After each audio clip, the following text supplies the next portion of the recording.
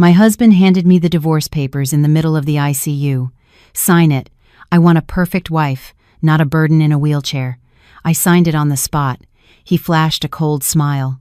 "Pay your own hospital bills." I just said, "Okay." And he had no idea that my name on that paper was the beginning of his end. The room was too white, the light harsh, the air thick with the smell of disinfectant. The sheets were pulled so tight, it was as if the hospital wanted to hide any sign of weakness. The monitor beside me kept an irritating rhythm. Beep, beep, beep, the most expensive and coldest sound in existence. My right leg was immobilized. The doctor swore I would walk again, with time and physical therapy. Time was all I had. What I didn't have was patience for humiliation.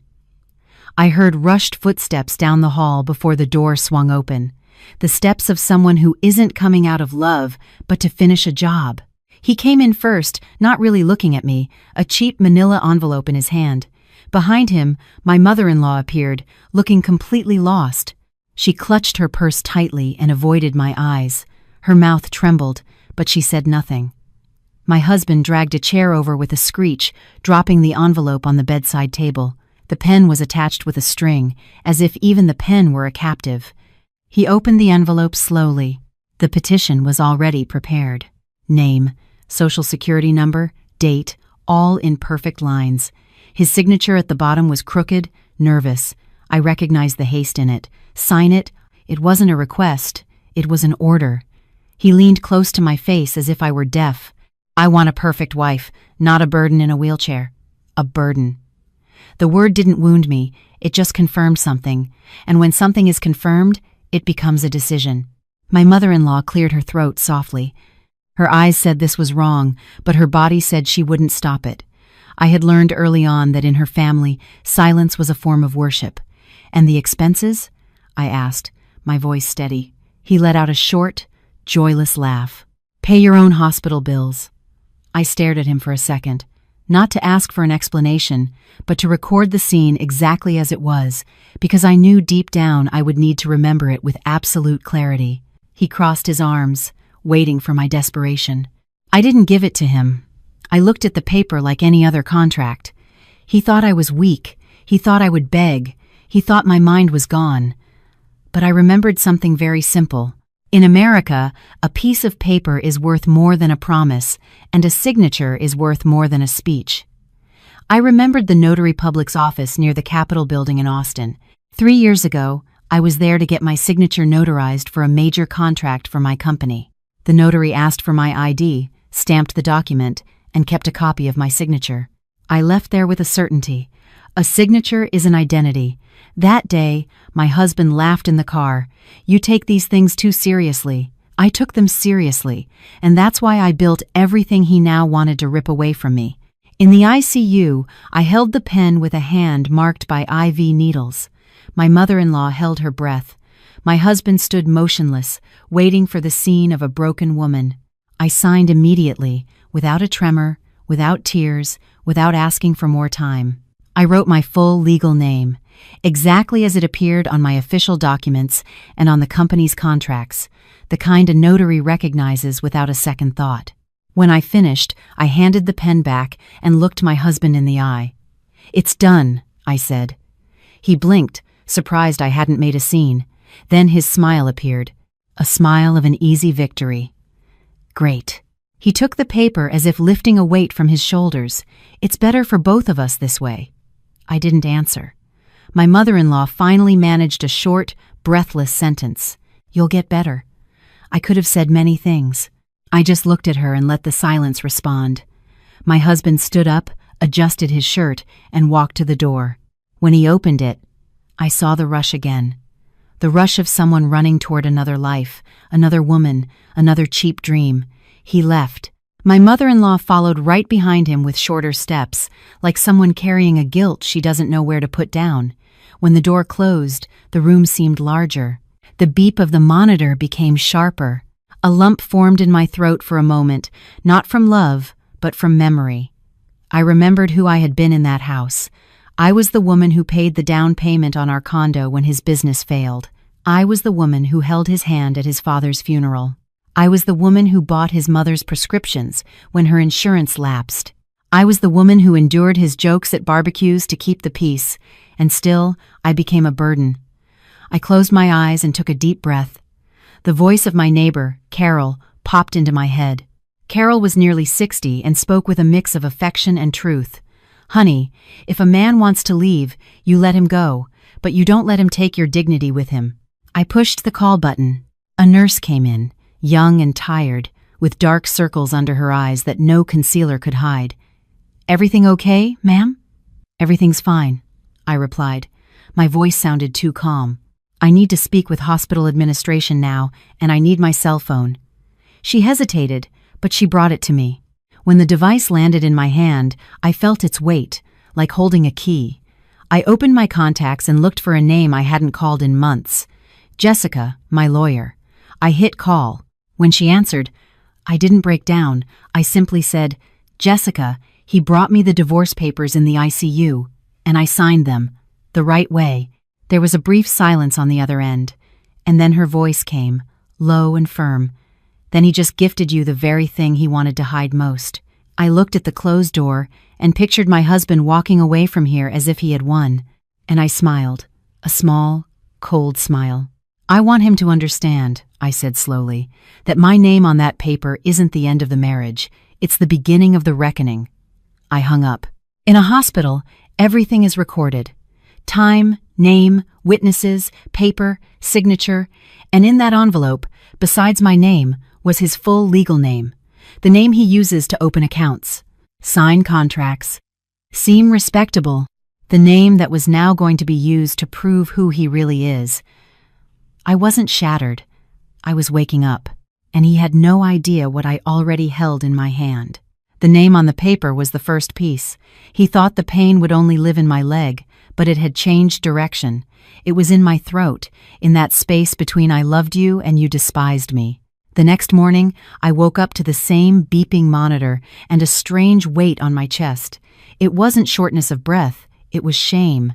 Shame for remembering every time I made myself smaller to fit into that marriage.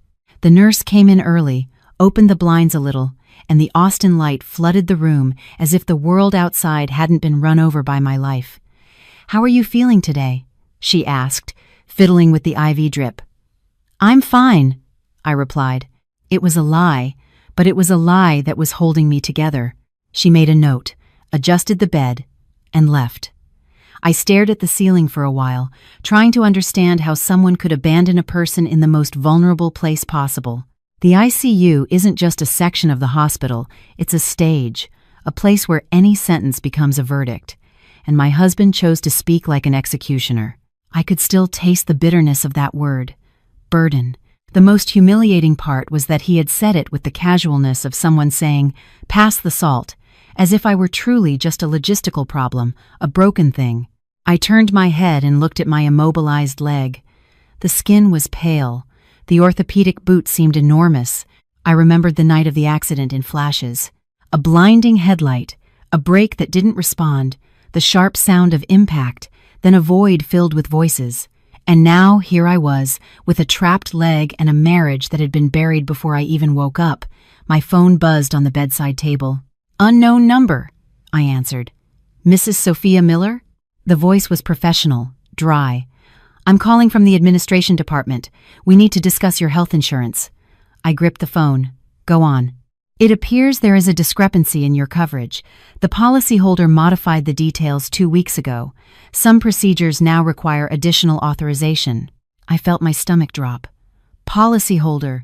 The policy was in his name. I had left it that way for convenience, for trust, because it was easier when he handled those things. When you trust someone, you hand them little keys without realizing it, until the day they lock you out. "Who modified it?" I asked, though I already knew. There was an update through the app with a password and confirmation. It was requested by Mr. Ethan Miller. Ethan, my husband. I didn't respond right away, just took a deep breath so my voice wouldn't shake. "And what does that mean now?" I asked. "It means that until this is regularized, some costs will be the responsibility of the patient." The call ended with the woman saying she would send me an email. I thanked her as if it were a simple bureaucratic issue. I hung up and sat in silence for a minute, staring at nothing. He didn't just want to leave, he wanted me to pay for the privilege of being alive. I closed my eyes and a memory came like a soft stab. Our first year of marriage. He would come home and hug me from behind while I made coffee. "You're my peace," he'd say. I believed him. The second year, when his company started to fail, I didn't complain. I covered expenses, made spreadsheets, cut back on luxuries, stopped traveling. I sold a car to keep his business afloat. I heard him crying in the shower thinking I didn't know, and I stayed because I thought that's what marriage was, supporting each other. Now, in the ICU, I was discovering that for him, marriage was convenience, not partnership. When the convenience ran out, I became disposable. My chest tightened, not with nostalgia, but with indignation. I didn't want to go back in time. I just wanted to have seen it sooner. The door to the room opened and I saw Carol walk in with a grocery bag and a look of someone who has lived long enough not to be scared by tragedy. She approached slowly, quietly, left the bag on the chair, and came over to me. "Morning, honey." "Good morning," I replied, and felt my voice crack. Carol took my hand gently, like someone holding something important. "I heard," she said, without asking what. "That man did what he did." I didn't cry. Not because I was too strong, but because I was dry inside, a dryness that only comes when something dies. Carol opened the bag. Inside was a bottle of coconut water, a new mug, crackers, and a thermos of homemade broth. "I brought you some real food." Home food. The hospital leaves a metallic taste in your mouth. I almost laughed. Almost. It was a minimal smile. "Thank you." She sat down and looked at me the right way. Not like a nurse, not like a curious visitor here for the gossip. She looked at me like a mother. "Sophia, look at me." She squeezed my hand. "You did nothing wrong." "I signed it," I said softly. "I signed it anyway, Carol." She didn't even blink. "You signed it because he cornered you and because you're smart. You weren't going to give him a scene he could use against you, were you?" I swallowed hard. "He tampered with the insurance," I said. "I just found out." Carol grimaced in disgust. "Coward. That's what weak men do." She took a deep breath and lowered her voice, almost as if telling a secret. "I saw him, you know," she said. "My whole body went on alert. While you were in here, he came back to the building 2 nights in a row. And he wasn't alone. I didn't ask who with. I could already imagine. A young woman," Carol continued, "pretty, perfect nails, expensive purse." She walked in laughing out loud like she owned the place. The image burned in my mind. It wasn't jealousy, it was the insult. Because I was still in the hospital. I was still trapped in a bed, and he was introducing someone else into my life, as if I no longer existed. "He told the doorman she was a friend," Carol said, "but he was holding her by the waist. I'm not stupid." I closed my eyes for a second. That's when the pain appeared, because no matter how rational I was a wife, I was a woman, I had plans, I imagined a future, and that future had been occupied by a stranger as if I were a piece of old furniture.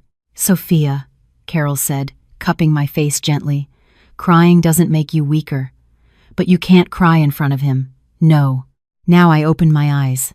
"I'm not going to cry," I said, and I realized it was true. I was past the point of crying. I was at the point of decision. My phone buzzed again, a text from my husband. Just 3 words. "We need to talk." I laughed. A silent laugh. He had kicked me out of his life in the ICU, and now he wanted to talk.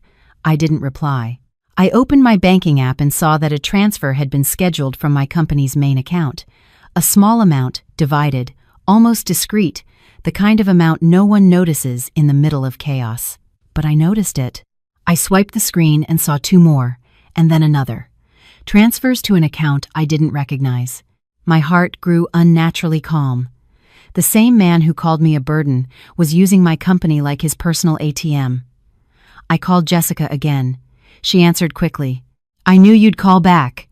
"He tampered with the health insurance," I said, "and there are scheduled transfers from the business account." Jessica took a deep breath. "He's trying to drain what he thinks is his." "But it isn't," I said. "No," she confirmed. It isn't. I closed my eyes and pictured him, probably in a rented apartment, toasting with someone, believing he had won. I said slowly, I want you to explain something simple to me, Jessica. No legal jargon, like you were explaining it to Carol. Jessica let out a short chuckle. Okay, here's the deal. He thought he caught you when you were weak, but you signed the right way, with your full legal name, while of sound mind. That takes away his narrative that you were incapacitated. Furthermore, the fact that he made you sign at that moment helps prove his intent, his haste, his cruelty. And the name? I asked. His full legal name on the paper is the anchor. He's the real person. ID, signature, date. He can't claim later it wasn't him. It's like having it notarized. Right name, right person, right responsibility. I managed a small, cold smile. Then I'm going to make him feel it, I said. Feel what? Jessica asked. That I am not a burden. I hung up and looked at Carol. She understood just from my expression. What are you going to do, honey? I answered in the simplest way. I'm going to stop being the good one. Carol nodded, as if it were the blessing I needed. Then you do it right. I took a deep breath and called the physical therapist. When she came in, I asked for the support bar and tried to stand up. The pain shot up like fire. My hands trembled. I almost fell, and I heard my own voice, low, firm, coming out from the middle of that effort. I am going to walk again. The therapist supported me gently. One step at a time. I took one step, and in that step, I felt that it wasn't just my body coming back, it was my life. Outside the hospital, my husband thought I was trapped, but I had already started to walk out, and when I got out, I was going to shut the door in his face. Without screaming, without begging, just with facts. And he hadn't even understood that the envelope he threw on my bed wasn't the end. It was the receipt for his mistake. I always thought revenge was about screaming, breaking plates, public humiliation, a scandal in the middle of the street. But Jessica taught me something I'll never forget. In America, the most expensive revenge is the silent kind, because it comes with a stamp, a file number, a date and time, and no one can erase it.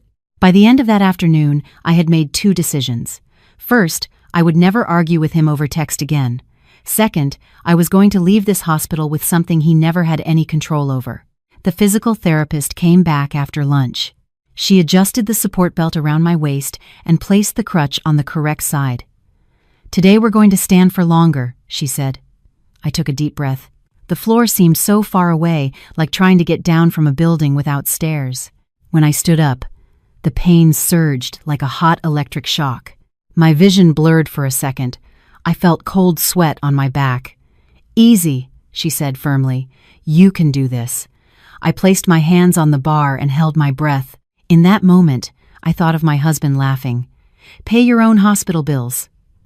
I thought of him calling my injured body a burden, and something inside me went quiet. Not sad quiet, but silent, like a switch being flipped, turning off the fragile part. I took another step, and when I sat down again, I didn't feel victory. I felt a direction. My phone buzzed. It was a message from my bank manager. I didn't remember writing to him until I recalled I had activated something months ago, a power of attorney I signed at the notary's office to handle business account matters when I was traveling. It wasn't anything legally complex. It was just the kind of paperwork a business owner prepares so their life doesn't come to a halt. I had forgotten about it. My husband had too. Sophia, I see some scheduled movements here. Do you want me to put a hold on them? I closed my eyes slowly. There it was. The first effect of the name on the paper. Because when you sign the right way, when you prove you are lucid, you become the owner of your story again, and people take you seriously. I replied, hold everything. Today. Then I called Philip, my accountant, a man in his late 40s, calm, who always spoke in a low voice as if he were in a meeting with God. Philip, I said, I need you to look at all the scheduled transfers right now. He didn't even ask why. He just said, I'm opening the file now. While he analyzed it, I opened the email from the health insurance company and looked at the history. Change of contact, change of authorization, change of billing address. All done in 2 weeks while I was working, while I thought my marriage was normal. Carol was beside me with a cup of coffee and a look on her face that said she wanted to hit someone with the mug itself. "He did it because he thought you'd stay quiet," she said. "He did it because he thought I was going to die," I corrected, without emotion. Carol looked at me, her mouth slightly open. "And because he thought I'd be too ashamed to fight back," I continued in a low voice. "Jessica called me at that exact moment," I answered. "Sophia, I've already requested a precautionary freeze on the business account. The bank will call you to confirm." "They already have," I replied. "Perfect," her voice grew firmer. "Now you need something simple. Proof of intent. You already have the paper from the ICU, the insurance history, and the transfers." I looked out the window. "And how do I get him to incriminate himself?" I asked. Jessica didn't hesitate. "Make him talk," I smiled coldly. I was silent for a few seconds. Then I asked, "What if I meet him for coffee?" "Good idea," Jessica agreed. "A public but discreet place. No shouting. He'll feel in control, and he'll run his mouth." "And what do I do?" I asked. "You just listen," Jessica breathed. "You have the face of someone who listens and remembers." I hung up and looked at Carol. "I'm going to meet with him." Carol almost jumped out of her chair. "You're not going alone." "I won't," I said, "but he doesn't need to know that." That night, I sent my husband a single text, one that seemed innocent. "Okay, tomorrow at 5 p.m. at the Central Cafe." He replied in less than a minute. Perfect. He had always loved that word, as if life were a pretty filter and a decorative wife by his side. The next day, I was in a regular room, still in pain, still struggling, but with a dangerous clarity, and I got ready.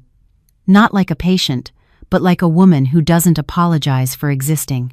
Hair pulled back, light makeup, and a subtle lipstick. A blouse made of good fabric, because I knew that men like him get scared when the woman they've discarded shows up looking solid. The physical therapist helped me into the wheelchair. "Are you sure you want to go out?" she asked. "I'm sure," I replied. "Today, I need to walk on the inside." Carol accompanied me to the entrance. She didn't go into the cafe. She stayed outside, near the car, like a protective shadow. The Central Cafe was old and elegant at the same time. Small tables, antique tiles, people talking in low voices, a place where no one makes a scene because everyone there pretends to have class. My husband was already there. Well-ironed shirt, expensive watch, strong cologne. He stood up when he saw me and feigned concern. "You should be resting," he said, as if he still had authority over me. I smiled calmly. "I am." He looked at the wheelchair with that expression that had disgusted me from the start. It wasn't pity, it was revulsion. He sat down and ordered an espresso. I ordered water. He laughed lightly. "Always so controlled, aren't you? Even with your coffee."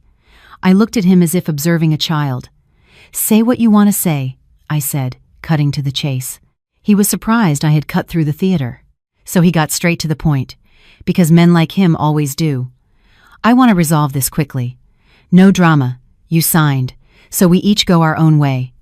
"Of course," I replied. He relaxed a little, and when he relaxes, he talks too much. "No need to get lawyers involved," he said. "We just divide what can be divided and that's it." I kept my voice steady. "What can be divided?" I asked. He smiled, a smile of someone who thinks they're being generous. The company, for instance. I felt the air in my chest turn to ice, but my expression didn't change. "The company," I repeated. "Yes." He fiddled with his phone as if it were obvious. "I helped. I was by your side." I tilted my head slightly. "You were by my side when it was convenient for you," I said. He narrowed his eyes. "Sophia, don't do this." His voice grew harder. "You know I deserve a share." There it was. His truth had always been that. It wasn't love. It was a percentage. I rested my fingers on the glass of water. "Yes, you do deserve it," I said softly. "You deserve exactly what you built." He smiled again, thinking I had given in. "Great then. See how rational we can be?" He leaned in. "Look, I know I was harsh in the ICU, but understand me. I'm young. I need to live. You're not going to be the same person you were before." I listened to that as if it were rain, and inside I thanked him. because every sentence he spoke was another brick in my foundation. I looked him in the face and asked, as if out of curiosity, "Did you tamper with the health insurance?" He blinked. For a millisecond, his control cracked. "What insurance?" I smiled. "Mine, the one for the hospital." The coverage was changed. The authorization was changed. The contact was changed. It was an interesting coincidence. He managed a short, fake smile. "Oh, that must be a system error." I didn't argue. I just asked one more thing in the same calm manner. "And the transfers from the business account?" This time, he got serious. "What about them?" "The scheduled transfers?" I paused. "To an account I don't recognize." He opened his mouth and closed it. And then he did what all guilty people do. He attacked. "Are you accusing me of stealing?" I took a deep breath. "I'm asking you," I said. "You're the one who answered like a guilty man." His face hardened. "You're being paranoid." I nodded as if I agreed. "Maybe I am." I looked at his still hot coffee. "Or maybe it's just math." He started to rise from his chair, irritated, but held himself back because of the setting. "Sophia, do you really think you have the strength to fight me right now, in your condition?" "My condition." He didn't even need to say in a wheelchair again. He pointed to it with his eyes. I remained silent for a second, and then I did the one thing he didn't expect. I laughed softly, not with happiness, but with contempt. I looked at him and said the simplest sentence in the world. "You don't get it, do you, Ethan?" He frowned. "Get what?" I leaned my face close enough for him to hear me without anyone else listening. "I signed in the ICU, the right way." I smiled coldly. "And you left me your full legal name on that paper." He turned pale, and in that instant I saw the fear, because he realized I wasn't there to apologize. I was there taking notes. He swallowed hard.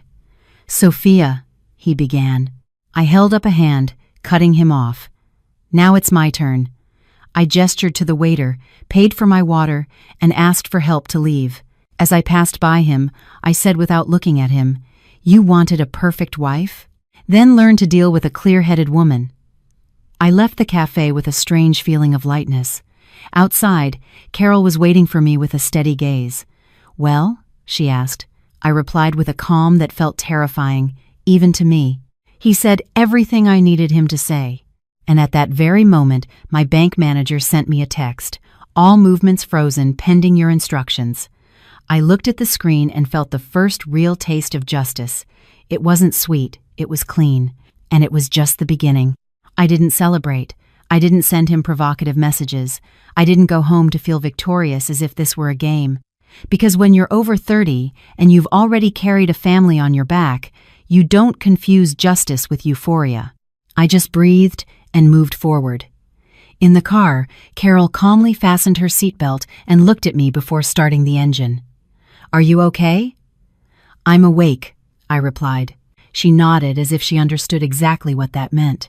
We returned to the hospital in silence, and along the way, my phone started vibrating nonstop. Ethan, Ethan, again, Ethan. Insistent, as if my life were still a door he could knock on until someone opened it. I didn't answer. I opened the banking app one last time, just to confirm. Everything frozen, not a single cent moving, no invisible maneuvers. Something simple and, for him, cruel. Control. When I got to my room, Jessica had already sent me a voice message. "Sophia," he took the bait. "Now we're going to do what makes a coward stop playing games. We bring it into the light. No scandals, just facts. And you need a moral witness in this story." I knew what she meant. My mother-in-law. Helen wasn't just his mother. She was the symbol. She lived for appearances, for reputation, for saying nice things in front of others, for going to church on Sunday and spewing silent venom during the week. And yet, I knew she had a weak spot, the pride of having raised a good man. The irony was that this pride was now going to become a knife. I video called Jessica right then. She appeared with her hair tied back, wearing glasses, and that look of someone who has seen a lot of rich people cry in a courtroom. "I don't want to destroy him," I said. Jessica's expression didn't change. "I know. You want justice. Destruction is what he did in the ICU." I clutched the sheet with my hand. I want him to feel it, I said, but I don't want to become the kind of person he expects. Then you're going to do what hurts him most. You're going to play fair, she replied, and you're going to let him get dirty all by himself. I breathed in slowly. How do we make Helen see the reality? I asked. Jessica was direct. You don't convince her with emotions, you convince her with shame. That evening, I asked the nurse to help me shower. It was a slow, painful shower, but a necessary one. I needed to feel my skin as my own again. Afterwards, I put on a simple but elegant outfit. No luxuries, just presence. Carol brushed my hair with a gentleness that hurt more than my leg. You look like your mother, she said quietly. I didn't reply. I didn't want to open a door to tears. Jessica arrived at the hospital to pick me up, and together we went to Helen's house. She lived in an old, established neighborhood with tree-lined streets, a doorman who addresses everyone by their last name, and neighbors who watch the lives of others through their rearview mirrors. The kind of place where people don't have peace, they have a storefront window. I entered the living room with the help of the wheelchair. Helen was standing there in a light-knit cardigan, her hair perfectly coiffed, and that face of someone who has already decided to hate me before I open my mouth. Sophia, she said, forcing a polite tone, you should be in the hospital. I have permission to be out for a few hours, I replied calmly. Ethan wasn't there. I had made sure of that. I hadn't come to fight with him. I had come to put his mother face to face with the son she had raised. Helen sat down in her armchair and crossed her legs. The living room smelled of lavender and control. He told me you've settled everything, she began. I looked directly at her. He told you his version of it, I said. Now I'm going to tell you the version from the paperwork. The word paperwork made her face harden. She hated when reality became a document. I took a thin folder from my bag. Nothing dramatic, just a folder, and placed it on the coffee table. I won't waste your time, I said. I just need you to know 3 things. Helen lifted her chin. 3 things. First, I said, he handed me the divorce petition in the ICU. She opened her mouth, but I continued before she could interrupt me. In the ICU, at a moment when I couldn't even get out of bed. He looked at me and said, I want a perfect wife, not a burden in a wheelchair. The silence in the room grew heavy. Helen blinked slowly. He wouldn't say that, she tried automatically, as if denial were a habit. Jessica intervened with a firm but non-aggressive voice. Helen, the hospital logs all visitors, and there are witnesses. Besides, the petition was signed at that exact time. Do you understand the moral weight of that? Moral? Helen repeated, irritated. This is a private matter between a couple. I smiled very slightly. It was, I said, until he turned it into a public humiliation. Helen gripped the handle of her purse. I continued. Second, he tampered with my health insurance. Her eyes narrowed. That's a lie. I opened the printed-out email and slid it across to her. Modification made by the policyholder. 2 weeks before the accident. Changed the contact, changed the authorization, changed the coverage. Helen read it quickly. Her hand trembled slightly, though she tried to hide it. And there, I saw something new. Doubt. His mother had spent years defending her son as if it were a religion. Now, for the first time, she had a document that contradicted her faith. I took a breath. Third, I said, he tried to move money from my company while I was in the hospital. Helen looked up. Ethan wouldn't do that. I looked at her steadily. I wanted to believe that phrase too, I said. I really did. But he did. Jessica placed the other sheet on the table. Scheduled transfers, an unknown account, multiple small amounts. Helen froze. She had no pretty arguments for numbers. Numbers are not afraid of reputation. I saw her swallow hard. He must have done it to protect himself, she said, trying to justify it. Protect himself from what? I asked, and left the question hanging in the air, because the answer was obvious. Protect himself from being poor without me.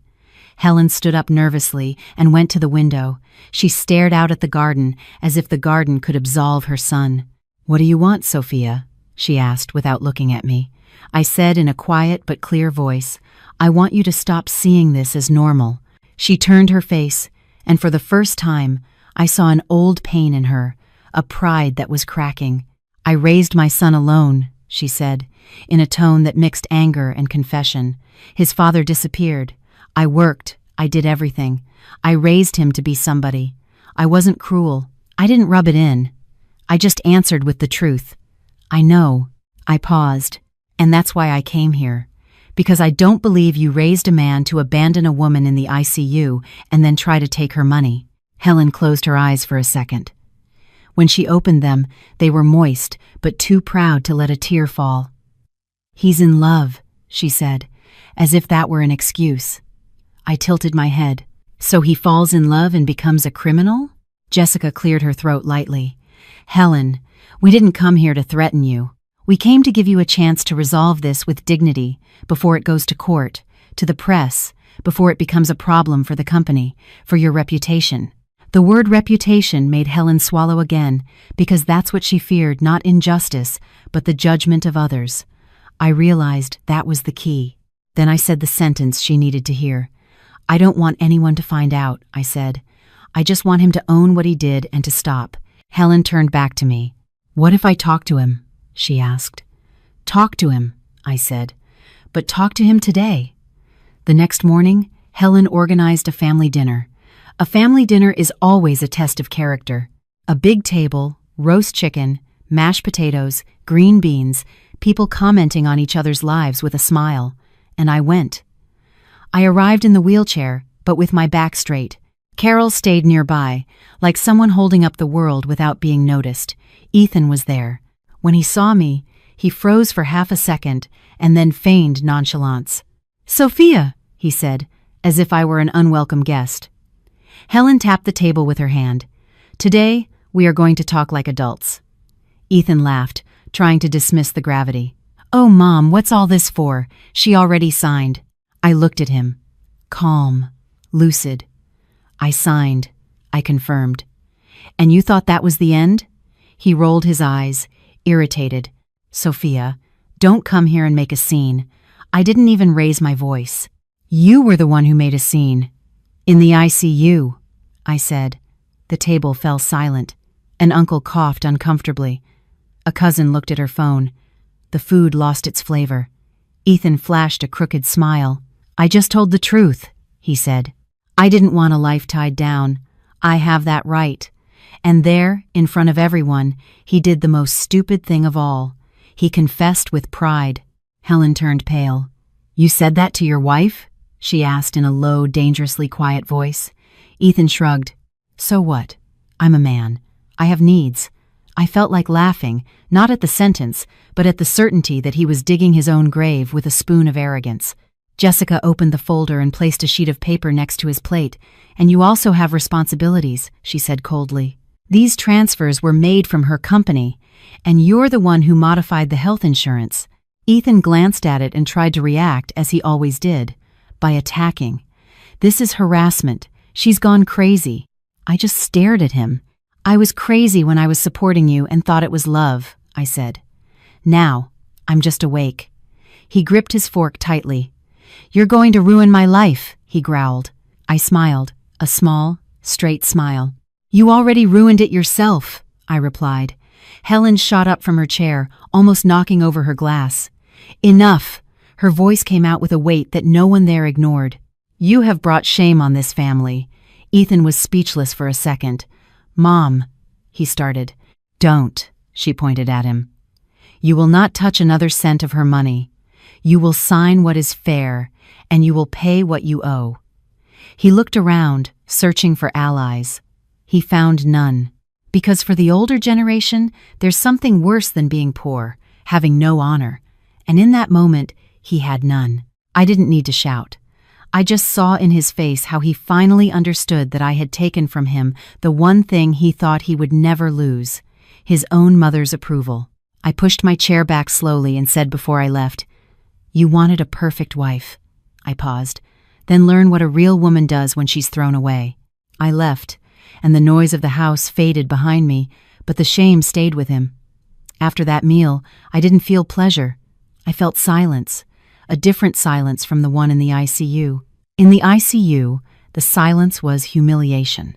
It was me swallowing my life like bitter medicine. That day, the silence was control. It was the world finally understanding that I was no longer an object in anyone else's story. I returned to the hospital, and for the first time since the accident, I slept without dreaming of his voice. 2 days later, the physical therapist came in with that practical air of someone who doesn't get emotional about drama. Today, we're going down the hall. I looked at my hands, still bruised, still fragile, but my voice was whole. Let's go. She put the harness on me, adjusted the crutch, showed me how to shift my weight. I stood up slowly. The pain came, as always, but now it had a place. It was no longer the pain of abandonment. It was the pain of rebuilding. I took one step, then another, small, clumsy, real. And at the end of the hall, I saw Carol sitting in a chair as if she were an anchor. She smiled when she saw me. "There she is," she said softly, as if not to frighten away the victory. My girl. I couldn't hold it back. Not from sadness, but from relief. A single tear escaped. Carol got up and came to me. "You are not alone," she said. And I understood that family isn't just blood. Family is who stays. The following week, I left the hospital. The sun hit my face as if I had been locked away for years. I got into the car carefully, my legs still in a brace, but my soul was already standing. As soon as I got home, I did something I hadn't done in a long time. I locked the door and felt safe. Jessica arrived late that afternoon with a thin folder and the expression of someone bringing good news without needing to smile. He's agreed to sign. I looked up slowly. Did he agree because he wanted to? I asked. Jessica let out a short breath through her nose.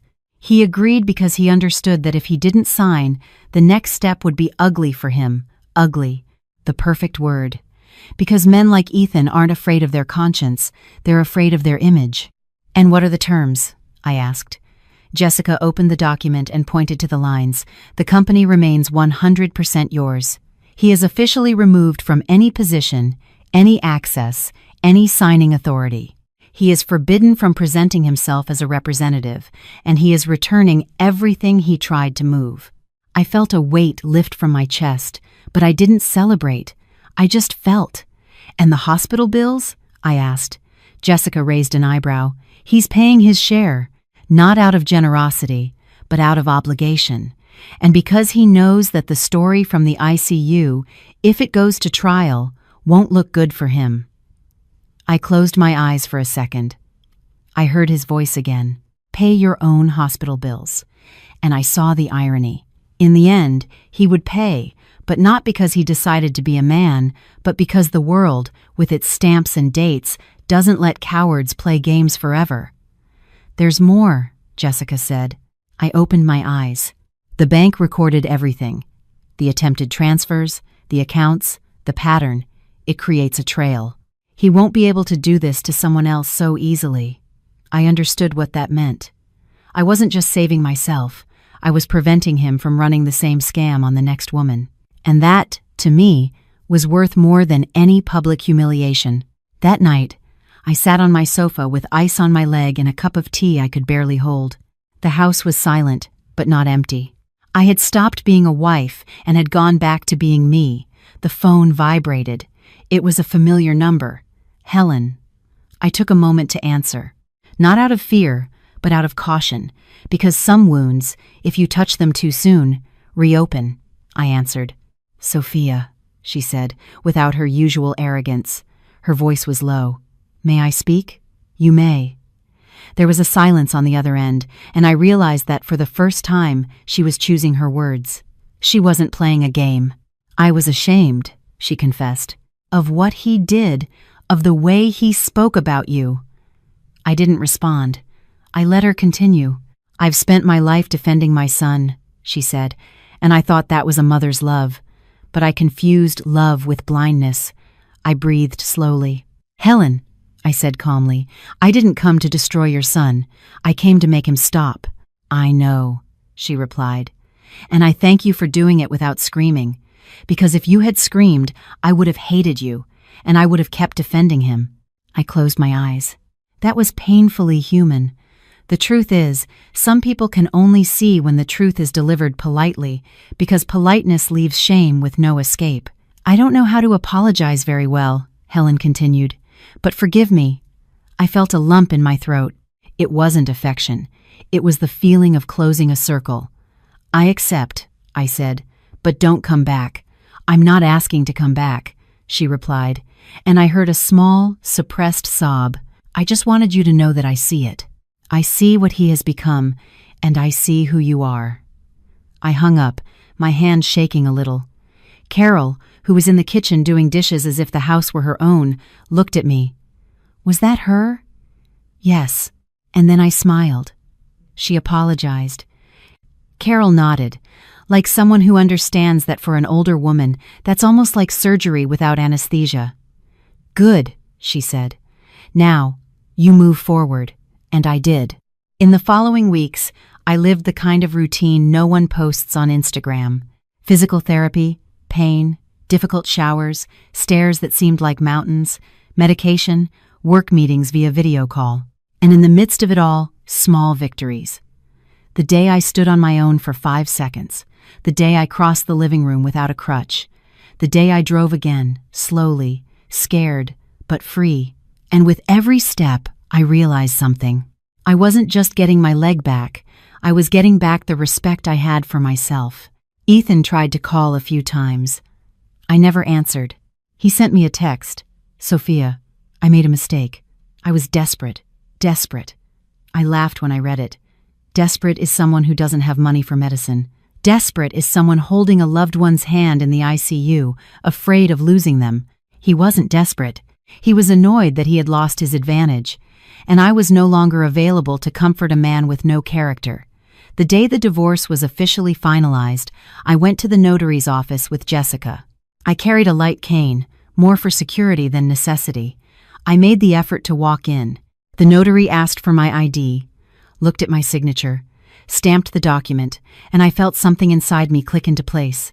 It was simple, but it was final. When we walked out, Jessica said, "You won, without getting your hands dirty." I looked up at the clear sky. "I didn't win," I replied. "I came back." That night, I did something small. I opened the living room window.